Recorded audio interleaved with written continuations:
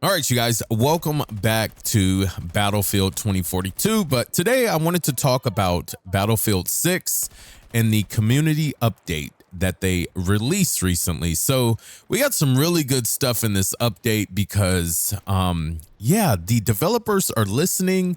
They took in all the feedback from all of the beta testing that we did, and hopefully this game turns out to be a gold mine. So I want to go through their article because it's some really good stuff, a lot of good changes. I want to get my feedback on it. Hopefully my feedback means something to you or the developers if they see this, but we'll dive right in. Now, before we jump in, make sure you drop a like on this video. I really appreciate that. Subscribe if you want to see more. We're getting so close to 1,000 subscribers. We can do this. So the article says, thank you everyone who joined us during the Battlefield 6 open beta weekend. Your passion and feedback has been invaluable. With the tens of thousands connected on Discord to play together, over 600,000 hours streamed and over 330 million hours watched. Your enthusiasm and participation is what made it great. Guys, that was one of the best beta double weekends we have seen in decades. That was one of the best betas that we have seen in decades, not only from the player turnout, but the actual quality of the beta. That was one of the best we've ever seen. And it blows my mind that that beta itself blew Call of Duty's all-time high on Steam. Like, how is that possible when Call of Duty has 5 different games blended into their title of Call of Duty? That tells you a lot that the community is ready for Battlefield. So it also says, as we approach the launch of Battlefield 6 on October 10th, we'd like to take a moment to look back at the recent open beta to share our key learnings and in-game changes we're making based on your feedback and in-game data. So the number one thing they're starting with is weapons. We made targeted adjustments to deliver a more consistent and rewarding gunplay experience. This includes a general pass on recoil and tap fire characteristics across all weapons, further emphasizing their unique feel and improving range differentiation. We also made changes to encourage more controlled tap firing and burst firing, reward precision and weapon mastery. Additionally, the M87A1 shotgun now requires more pellets to secure a kill. We're investigating the time to kill and time to death experiences, and we will share an update if definitive changes are made in these areas. So I agree with the shotgun, but I also in a sense don't agree. I think a shotgun should be a one-shot tap kill at a certain range. The shotgun felt a little bit strong in the sense of range. It didn't feel strong in the sense of damage. It should be a very powerful weapon to use. I just think that you should not be able to one-shot someone from 50 meters with the shotgun. I don't think that's a good balance with the shotgun. But on the shotgun, I also think that it should not be a sling weapon. I think the sling weapon thing is kind of killing the effect of being an assault class, because the fact of the matter is the SMGs will get watered down and not used, because why would someone use an SMG when they can have an AR for long range and a shotgun for anything closer than 30 meters? I mean, it doesn't make any sense. So the SMG is like a middle ground, but what's the point of using it? So hopefully they remove the sling weapon in total and you have to use the shotgun on its own or not. Now, another thing they talked about is movement mechanics. Movement mechanics have been adjusted to create a more balanced and traditional Battlefield experience. Momentums, especially horizontal speed, carry from a slide to jump has been reduced. There is now a greater penalty for consecutive jumps, which lowers jump height when jumps are spammed. Firing while jumping or sliding will result in increased inaccuracy. These changes are designed to make sliding and jumping more situational, so they're no longer ideal options for engaging in gunfights, and will continue or contribute to gameplay pace that rewards skillful movement without becoming too fast or unpredictable. Parachute physics have also been retuned with reduced initial acceleration when opening the parachute for more controlled aerial movement. So this jumping or bunny hopping mechanic that everyone thought they can bring from Call of Duty into Battlefield. I'm glad they are nerfing that to the dirt, because that doesn't need to be in the game at all. That doesn't need to be in the game at all. Call of Duty allows the hopping, jumping, shooting, jumping, flipping, jumping shit, but Battlefield, we don't do that around there. You know, it just is not something that Battlefield players have done. I've played plenty Battlefield games, and most of my gunfights, actually all of my gunfights over the years, no one is jumping and hopping and shooting at the same time. That's just not in the game. Call of Duty, they will jump around a corner and they'll keep bunny hopping until they kill you. That's Call of Duty. Please remove that, and I'm glad they are. So another thing they talked about is maps. We observed some players finding a way to reach rooftops and venture out of bounds. This gameplay is not intended for these maps, and the upcoming ladder for assault class is also not designed to access these areas. We actively are working on adjustments to prevent unintended access and ensure gameplay stays within the intended boundaries. We also heard a strong feedback from players excited by the larger scale maps that Battlefield has to offer. While the open beta features smaller, more fast-paced maps, larger scale maps are already part of our launch package, delivering action-packed gameplay and memorable, unique moments for every player.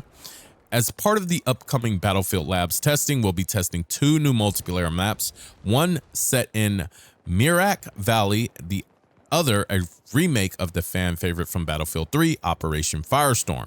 These 2 maps include the full complement of vehicles like Liberation Peak, along with a more vast compact pace. So I think that's great, but I also Operation Firestorm was a really, really good map, very nostalgic, very good. But guys, it was good at its time. It was good when we had it. Please, please, please do not just bring back old maps. Please be creative. Please be creative in Battlefield 6 and bring us all new maps. Bring us big new maps. We love to learn these new maps. When I go into Operation Firestorm, it's kind of like Call of Duty and Verdansk coming back. I'm going to play Operation Firestorm, but once I play it a few times and I get the feel of, oh, the nostalgia's back, I get bored of it because I've done every single thing. I mean, we all played Operation Firestorm for many countless hours. So we all know all the nooks and crannies. We all understand the map. We loved it, but please bring us something new that we can scavenge, we can adventure, we can learn the new map, we can learn new sniper spots. We would love to learn that stuff. Please take that in consideration. Now, another thing is modes. When it comes to Rush, the conversation we observed wasn't about the player count, but also how about the map's play and the tactical experience they offer. Rush is a mode with deep roots, originally known as Gold Rush in Bad Company, where matches typically range from 12v12 to 16v16 players. Many of you remember this as the golden era of Rush, and it continues to inspire our approach today. We experimented with larger player counts over the years, such as 64 and even 128 player versions.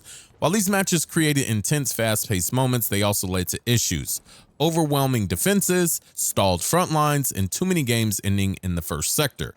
Rush is especially sensitive to higher player counts due to its tactical and strategic requirements. When a player tries to arm an MCOM while more than 20 opponents are defending, the intended gameplay becomes less tangible. Based on the feedback throughout the recent titles, we're lowering the default player count for Rush to improve the flow of combat and restore the tactical, methodical experience that defines the mode. For those who enjoy large-scale Rush, Porter will allow you to experience with different player counts at launch. In contrast, Breakthrough is designed to accommodate higher player counts up to 64 players, and that's where the mode really shines. Using win-loss data from the open beta, we're continuing to make map-by-map balance adjustments towards our goal of 50-50 win ratio for both attackers and defenders. Now, the approach to player counts, there's some confusion around the number of players in different games, so we want to make a moment to clarify our current direction for how these games get determined. Rather than locking in maps and modes to a fixed player count, our philosophy is to adapt to best fit the intended experience. This may vary by map or evolve over time with player feedback.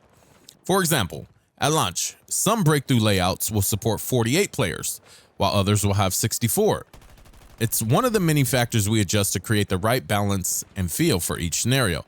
In Breakthrough, higher player counts work well on open dynamic maps, while smaller player groups offer more focused experience on denser maps. Portal gives players the flexibility to try different settings and find out what works best for their group and playstyle.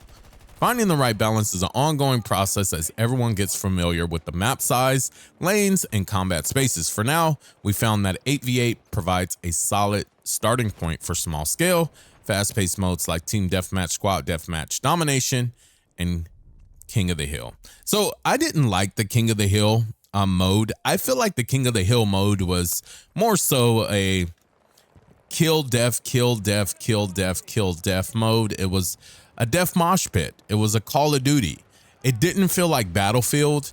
It really felt like Team Deathmatch, and it just did not feel team-based. Battlefield is all about the teams, the groups, the squads, and there was no point of even being in a squad. It just felt like you could be by yourself and run and go kill and die and run and kill and die.